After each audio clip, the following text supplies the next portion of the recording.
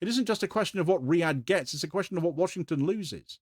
And the truth is, this is all happening because Israel refuses the one thing that makes diplomacy possible: Palestinian statehood. Every contortion, every workaround, every condition Israel is applying here is aimed at avoiding that one reality. It doesn't want to negotiate it. It doesn't want to accept it. And instead of dealing with the consequences of that position, it is trying to bend US power to break the only leverage the Palestinians have left, which is the Arab refusal to normalize until sovereignty is recognized.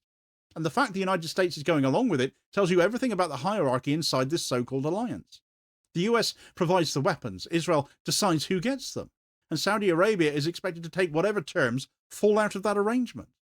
So when you strip the whole thing back, what you see is not a debate about aircraft or deterrence or regional stability. You see a test of who gets to direct American policy and who is expected to fall in line. It cannot meet Saudi Arabia's condition. It cannot offer the one thing Saudi Arabia has asked for since 2002. And instead of accepting that deadlock, Israel is using the one lever it controls to force a different outcome.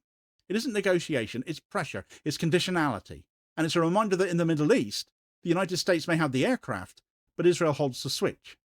And the thing that lands hardest once you track the whole mechanism through is how small the politics are compared to the consequences. A Palestinian state is not an outrageous demand. It is international consensus, UN resolutions, decades of diplomacy, every credible framework that has ever existed. Saudi Arabia is not inventing anything radical here. It is holding to the bare minimum of what regional legitimacy requires. And Israel is refusing it point blank because accepting Palestinian sovereignty would break the internal politics of Netanyahu's coalition. It all comes back to him staying in power, as everything always seems to. And so instead of confronting that contradiction, Israel is dragging the United States into a pressure game that serves its own short-term political needs at the cost of long-term regional stability. And Washington is letting it happen because it no longer has the leverage it once had with either party. And that leaves you with one verdict, because there isn't another word for what this is. Israel is using US military power to force a foreign state to drop a political demand that Israel refuses to negotiate.